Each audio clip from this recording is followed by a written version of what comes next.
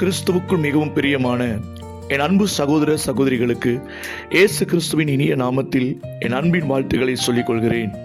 இந்த நாளிலும் ஆண்டவர் நமக்கு கொடுக்கிற வார்த்தை, வியாதியை உன்னை விட்டு விலக்குவேன் என்கிறார். யாத்திராகமம் 23 அதிகாரம் 25 வசனத்தில் நாம் வாசிக்கிறோம், உங்கள் தேவனாகிய கர்த்தரையே சேவிக்க கடவீர்கள், அவர் உன் அப்பத்தையும் உன் தண்ணீரையும் ஆசீர்வதிப்பார். வியாதியை உன்னை விட்டு விலக்குவேன் என்கிறார். உங்கள் நோய்களை, பலவீனங்களை, வியாதிகளை ஆண்டவர் இயேசு சிலுவையில் சுமந்து தீர்த்தார். நீங்கள் வியாதியில் இருப்பது தேவனுடைய சித்தம் அல்ல, ஏனெனில் நீங்கள் சுகமாயிருக்க வேண்டும் என்பதற்காகவே அவர் அந்த பாடுகளை, வியாதி என்கிற கஷ்டத்தை, வேதனையை அவரே சிலுவையில் சுமந்தார். நீங்கள் விசுவாசியுங்கள், நிச்சயம் ஆண்டவர் உங்களுக்கு சுகத்தை தருவார். அவர் உங்களுக்காய் இறங்கி வருவார். 3 யோவான் 1 அதிகாரம் 2 வசனத்தில் நாம் வாசிக்கிறோம், பிரியமானவனே, உன் ஆத்துமா வாழ்கிறது போல நீ எல்லாவற்றிலும் வாழ்ந்து சுகமாயிருக்க வேண்டும் என்று ஆண்டவர் சொல்லுகிறார்.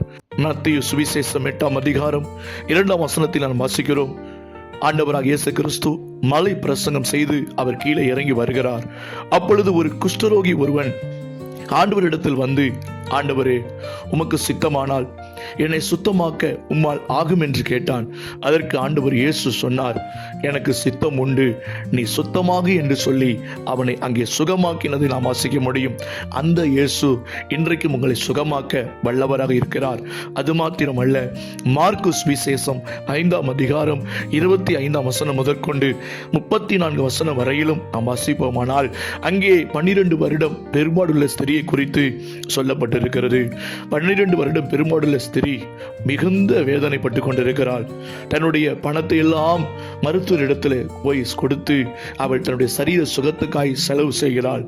ஆனால் பயங்கரமான வருத்தம், பணத்தெல்லாம் செலவு பண்ணுகிறாள், அநேக மருத்துவரை பார்க்கிறாள். ஆனால் சற்றாகிலும் அவருடைய சரீரத்தில் ஒரு சுகத்தை பார்க்கவில்லை, ஒரு மாற்றத்தை பார்க்கவில்லை, விடுதலை பார்க்கவில்லை. மிகவும் வருத்தத்தை அவர் கண்டார். அப்பொழுது ஆண்டவர் இயேசுவை அவள் கேள்விப்படுகிறாள். கேள்விப்பட்டு அந்த இயேசுவின் இடத்தில் அவள் கடந்து போனாள். கடந்து போய் ஆண்டவர் இயேசுவின் வஸ்திரத்தின் ஓரத்தை அவள் தொட்டாள். தொட்ட மாத்திரத்திலே ஆண்டவரிடத்திலிருந்து வல்லமை புறப்பட்டு அந்த வினாடியே, அந்த நேரமே ஆண்டவர் இயேசு அவளை சுகமாக்கினார். அவருடைய வல்லமை சுகமாக்கினது.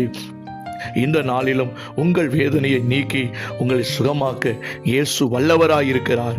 நீங்கள் நோயால், வியாதியால், பிசாசால் அனுபவிக்கிற அனைத்து வேதனையிலிருந்தும் விடுதலை தந்து உங்களை ஆசீர்வதிக்க அவர் வல்லவராயிருக்கிறார். கலங்காதீர்கள். இயேசுவின் இடத்தில் உங்கள் வேதனையை மனம் திறந்து சொல்லுங்கள்.